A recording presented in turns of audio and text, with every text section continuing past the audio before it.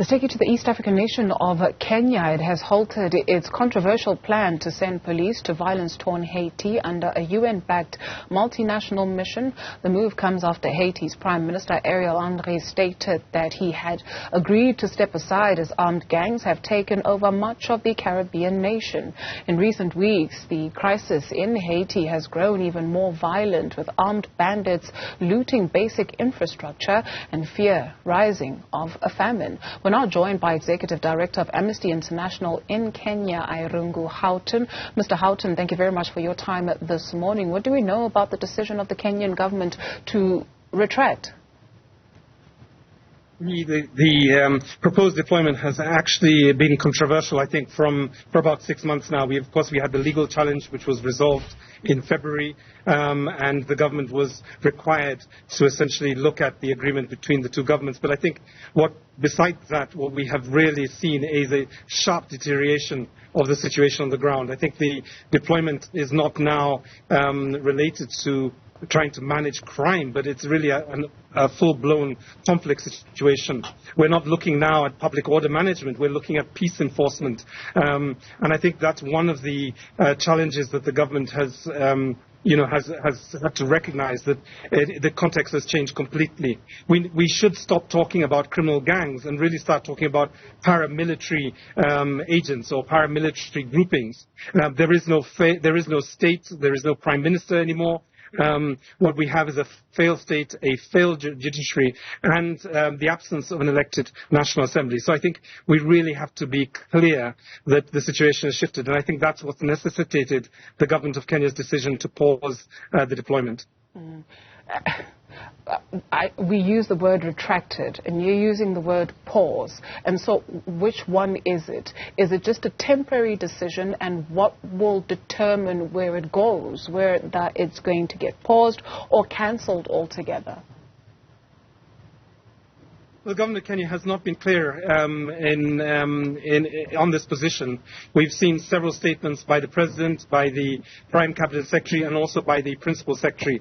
But I think if you put those statements together, it is clear that the deployment will not proceed until there is greater clarity about the nature of that deployment. I think the ground has dramatically shifted, and that situation that we saw in October last year no longer prevails.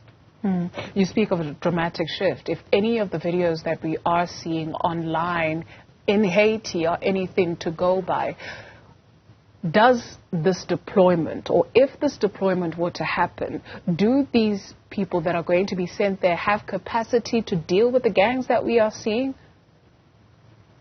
No, it's clearly the case that, as I've mentioned, that we're not dealing with protecting a few VIPs and a few important installations of the country. When we saw last week one of the largest prisons in Port-au-Prince being overrun and 4,200 plus prisoners being released into the arms of these paramilitary actors in some cases, and when we've seen the Prime Minister himself not be able to use the international airport to be able to return, then the situation is much different from even a few weeks before that. I think the other thing that the international community, and when I say the international community as Amnesty International, we need to see much more focus, not just on governments and the intergovernmental organizations like the United Nations, but I think we have to start thinking about civic leaders, business leaders inside of Haiti and within the region. I think one of the things that I know from our work during, for example, the post-election violence in 2008 in Kenya was that, there is a point where you have to start listening to and protecting civic leaders, or you'll be left inevitably with deals between, in the Kenyan context, it was between political parties, but in the case of Haiti, what you essentially have is a resolution of this violence that will have to be, will only be negotiated by self-interested warlords or military generals. And I think you want to avoid that at this stage by essentially beginning to protect domestic leadership that is non-militarized, that is concerned, that is working on issues of gender-based violence, that is working on issues of peace and security in communities and neighborhoods. And I think the danger is that if we just focus on the military actors, we will fail, or rather the international community will fail in terms of creating domestic leadership within Haiti, which I think is just so important given the history of imperial interventions in Haiti over the last, almost the last century. And therein lies the question, Mr. Houghton. Help us understand maybe a quick history lesson here, or even an education moment.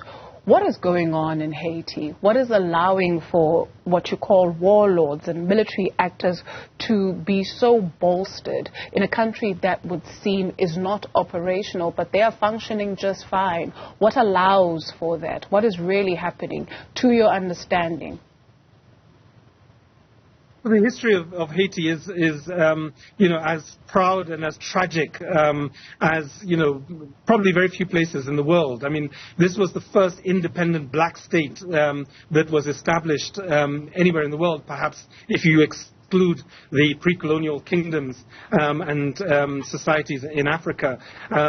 It was one of the first liberated Pan-Africanist governments that was generated. And unfortunately, there have been successive attempts, not just by Europeans, by the French, but also by the United States of America, to control the resources and the political economy of Haiti. And for South Africans, you are probably very familiar with the unceremonious and forced departure of Aristide, in a very charismatic, progressive leader that Haiti had generated. And really, since that period, you've not seen a domestic, democratic state emerge. What you've seen is a series of, kind of failed UN-sponsored missions, some of which, unfortunately, were besought by gender-based violence by some of the people who were deployed to Haiti. There was also the introduction of non-communicable diseases. But ultimately, we have not seen, through external intervention, and I think the international community must not stop thinking about this. It must continue to intervene, but they must start from the starting point. They must start from the point that external intervention has failed and continues to fail, particularly when it is grounded in the interests of specific governments and actors that have perhaps business interests in Haiti rather than essentially the stabilization of that country. Of course, the power of the Haitian economy shows up in places like Florida and in the United States with huge imports of drugs. But the other thing we need to be asking at this time is it time to stop the inflow of weapons from, for example, the United States of America into Haiti, so that we are able to reduce the number of weapons that are proliferating in this context. Who then is going to come to the rescue of the children, the mothers, the fathers, the brothers, the sisters who are desperately seeking help in that country? Yeah. I mean, I think, we have examples historically, of course, Liberia, Sierra Leone.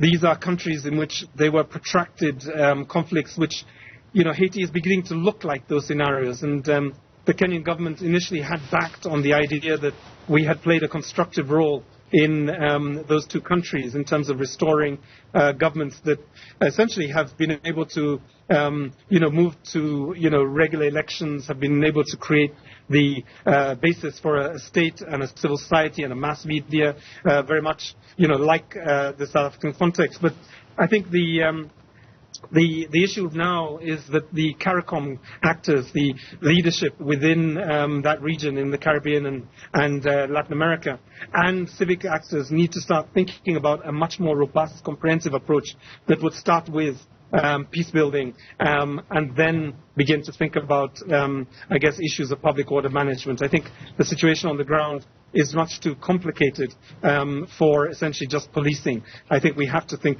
a bit more creatively in that context. There was a joint military exercise in your country of some 20 countries in terms of bolstering efforts to fighting insecurity more so. What do we know about that?